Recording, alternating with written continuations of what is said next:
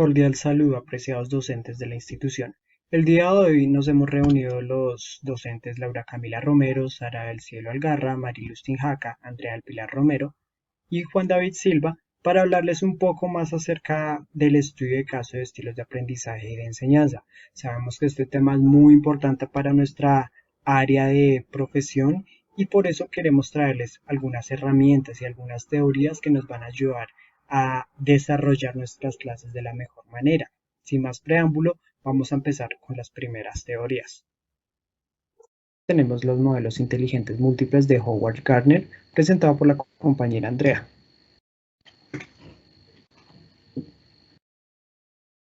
En un principio, la teoría de Howard Gardner estableció que solo existen 8 tipos de inteligencia. Sin embargo, otros autores contemporáneos se encargaron de complementar el concepto y agregaron 4 inteligencias más, de manera que en la actualidad se establecen 12 tipos de inteligencias. Cada una de estas inteligencias se caracteriza por contar la capacidad y habilidad específica del ser humano. Las 12 inteligencias son: inteligencia lingüístico-verbal, que es la que connota todo lo relacionado a la escritura. La inteligencia lógico-matemática, que es la que tiene la capacidad de razonar de manera lógica y realizar o resolver cálculos matemáticos. La inteligencia espacial, que son las personas con altos niveles de inteligencia espacial, que tiene gran capacidad para transformar el espacio en sus mentes y para recibir el entorno visual. La inteligencia musical es aquella que hace referencia a la capacidad de expresarse a través de la música y para interpretarla. La inteligencia corporal es aquella que se relaciona con la expresión de sentimientos o ideas a través del cuerpo. La intrapersonal es la que tiene el nivel de inteligencia intrapersonal que facilita conocerse a sí mismo en profundidad. La interpersonal es aquellas personas que son muy extrovertidas y que tienen dotes carismáticos. La inteligencia naturista es la que predomina el concepto de lo relacionado a los elementos de la naturaleza, la flora o la fauna. La inteligencia existencial es todo lo relacionado a la psicología humana, la muerte o la vida. También tenemos la inteligencia creativa, que son aquellas personas que tienen mucha creatividad para realizar cosas en cualquier momento. La emocional es aquella persona que puede controlar sus emociones y le resulta muy útil para obtener un bienestar emocional, automotivación y disminuir los niveles de estrés. Por último, la colaborativa, que es una inteligencia de aquellas personas que trabajan en equipo de forma óptima. Son personas que logran coordinar un grupo de personas con gran habilidad. Entonces aquí este es el primer ¿qué? Concepto. Ahora vamos a darle paso a la siguiente compañera. Bueno, en este caso vamos a continuar con el modelo de procesar información de David Cole. Los modelos de aprendizaje que se abarcan aquí son el activo, el reflexivo, el teórico y el pragmático.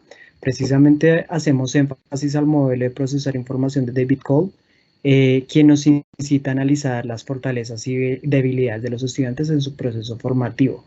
Nos menciona que hay 4 estilos de aprendizaje, los cuales son convergente, divergente, asimilador y acomodador, según Castro y Guzmán.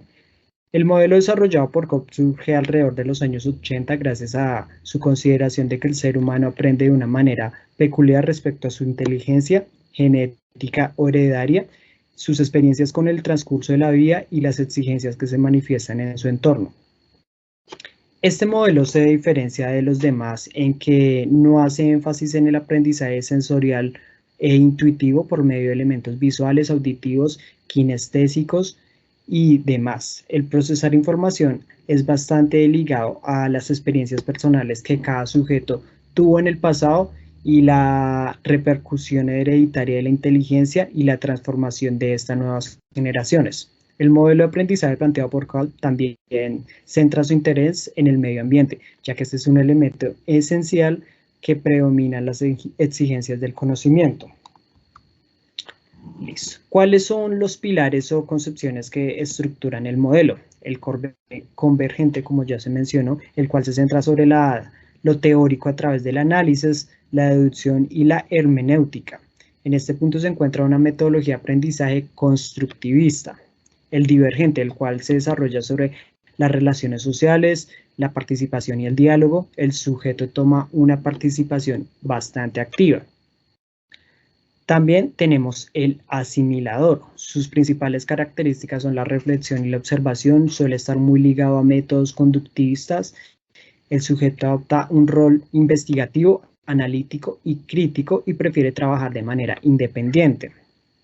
Finalmente tenemos el acomodador, quien se centra sobre el aprendizaje experimental, donde sus saberes previos se adquieren en ambientes sociales, su método es pragmático y se aleja un poco de lo teórico. Por ende, los sujetos tienden a tener gusto por la resolución de problemáticas a través de la experiencia. Nos preguntábamos que cómo se puede aplicar este modelo en el aula. Yo quería traer este ejemplo de situaciones prácticas, ya que este modelo se puede aplicar en aulas de diferentes maneras. Si bien tiene componentes diferentes en cuanto a las cualidades de los niños y de los demás estudiantes, por eso hacemos énfasis de que leer un libro o dialogar con los demás compañeros puede hacer que este modelo se desarrolle.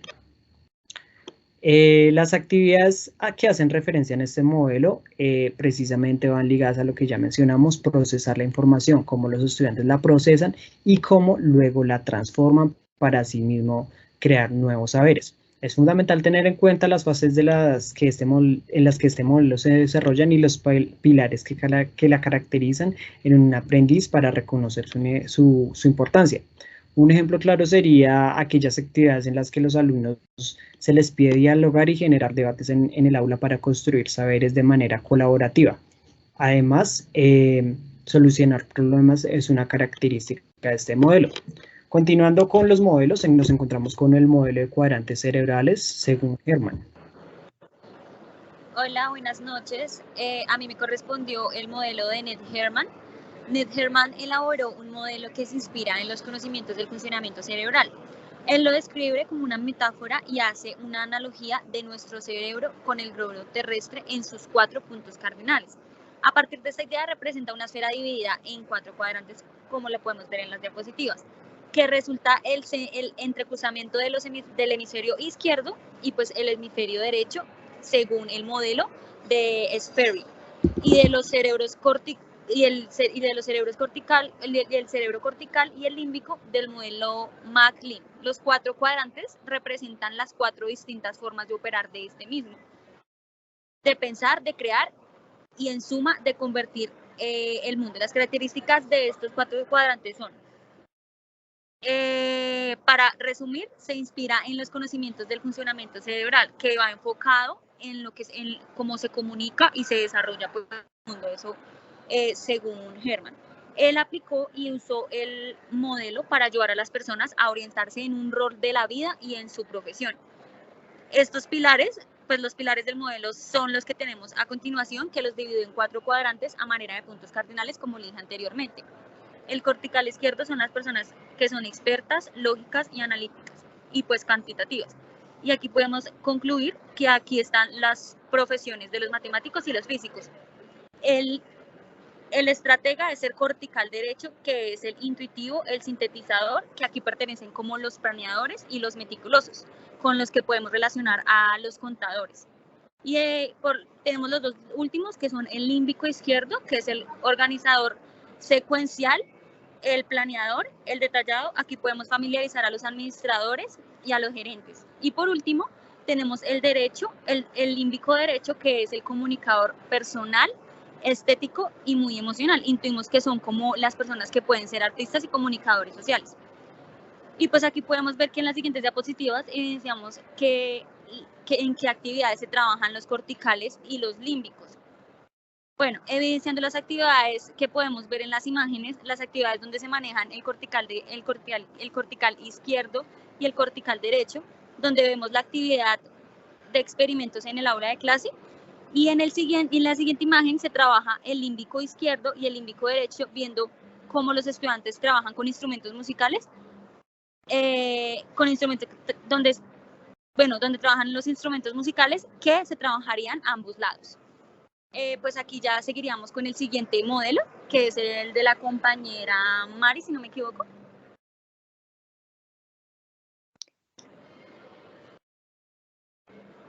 Muy buenas noches. A continuación vamos a ver el modelo de Richard Felder y Linda Silverman, que fue creado o fue diseñado en 1988 basado en los canales de la información.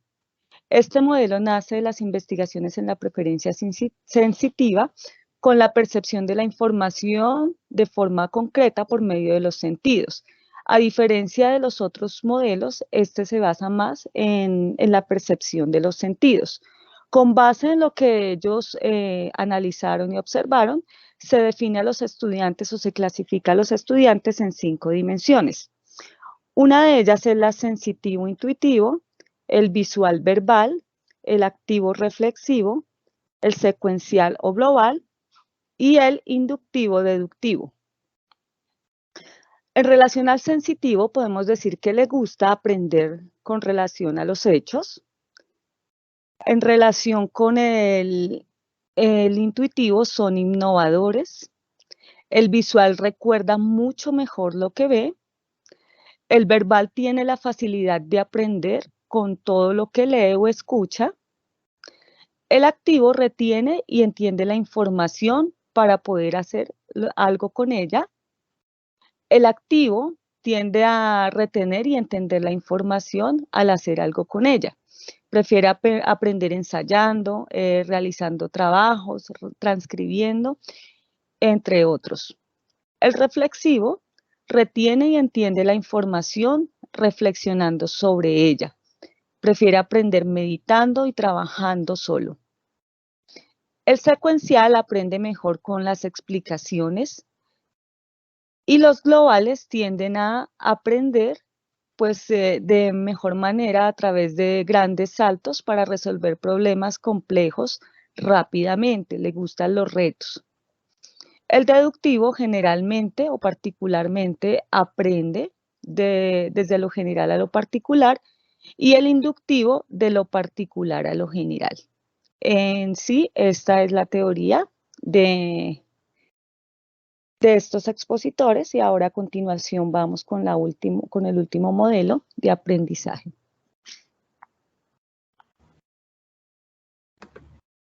Hola, buenas noches. Mi nombre es Sara Algarra y represento el modelo de Cobb de los hemisferios cerebrales. Qué pena. Bueno, este modelo nace de cierta especialización y investigación del ser humano por parte del Dr. Roger Sperry, cierto trabajo que fue compartido en 1981 cuando ganó el Premio Nobel de Fisiología y Medicina por sus investigaciones sobre la división del cerebro. Su trabajo fue sobre el cerebro dividido, en donde se ha demostrado científicamente que el cerebro humano tiene dos expresiones mentales interconectadas entre sí, en donde se analizaron las diferentes formas de ver el mundo que tienen los dos hemisferios cerebrales, a lo que se determinó que cada uno contiene áreas percepcionales similares. Los dos hemisferios están directamente unidos por un cuerpo calloso, el cual es el que transfiere la información obtenida de un lado al otro. De esta manera, el hemisferio izquierdo funciona de forma conjunta con el hemisferio derecho, ofreciendo así una actividad integral y conjunta. Por su parte, el hemisferio cerebral izquierdo, ofreciendo así una actividad integral conjunta, el hemisferio izquierdo se conforma de la región izquierda del cerebro, a lo que guarda una serie de diferencias tanto en su funcionamiento como en las actividades que desempeña. El hemisferio izquierdo conforma la región motriz que es capaz de reconocer un grupo de letras formando palabras, así como un grupo de palabras formando frases. Mientras que el hemisferio derecho conforma la región derecha y superior del encéfalo, lo cual engloba la proporción derecha de la corteza cerebral. Es un hemisferio integrador que conserva las facultades no verbales especializándolos en sentimientos.